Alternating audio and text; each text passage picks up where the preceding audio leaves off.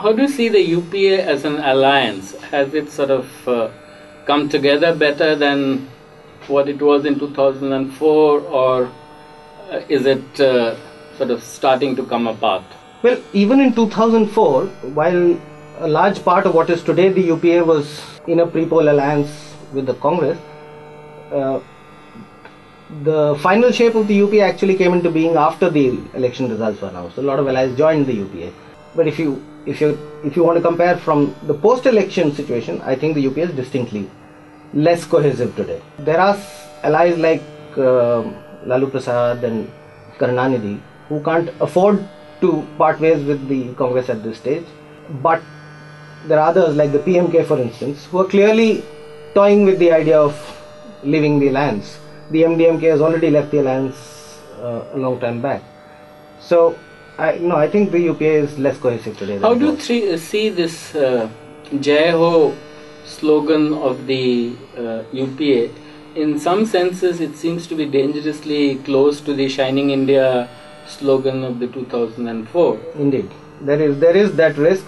The UPA seems to be on the verge of repeating the same mistake, the triumphalist, celebrationist tone of India Shining. There's an element of that here, but I doubt whether the UPA would be quite as triumphalist as the NDA was.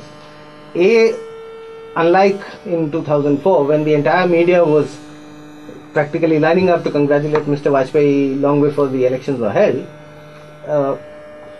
the general sense right now is that no single alliance is in a position to come even close to forming the government. So that would in itself moderate the tone of the UPA. And B, I think they are very aware of how badly India Shining boomeranged on the India. We talked about bread and butter issues.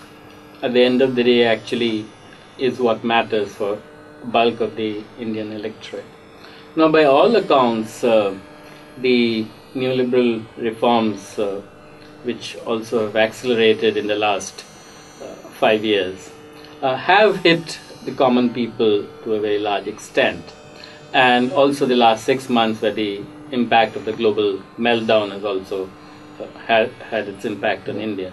Now, do you think that would be a major factor in the fortunes of the UPA in these elections? I think it would.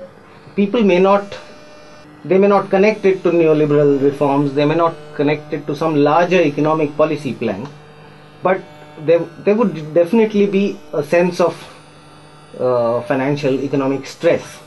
People are losing their jobs, people are suffering wage cuts, and while inflation by the official figures is down, if you disaggregate that, what you notice is that food prices are still running pretty high. Food grain inflation is at 11%, and that's by the official figures. So you have a combination of job cuts, wage cuts, and high prices of essential commodities. I can't see how that will not have some impact. But some of this never gets written or talked about when we talk about the election. But you think that it's going to make an impact? Yes, most certainly. I think the media tends to focus rather too much on the emotive issues as they see. Mandal Kamandal, as you pointed out, caste. These are things which the media, for some strange reason, seems to believe are the only factors in an election. Do you see the NDA projecting itself any differently from the UPA in any significant way as far as the electorate is concerned? I mean, how do they differentiate between the NDA and the UPA? I think, unfortunately for the NDA, the only distinguishing feature would actually act against it pretty strongly. I think the NDA tends to focus much more than the UPA does on urban, often metropolitan issues, and issues not even those which pertain to the urban underclass. It's essentially the urban upper middle class which consumes the NDA's mind space, as it were. I mean, it was most noticeable in the recent Delhi Assembly elections, where, if you remember, some of the ads that the BJP was running were on things like the problems of parking, and even on an issue like inflation, the kind of commodities they picked up for comparison. In rice, for instance, it was clearly basmati rice.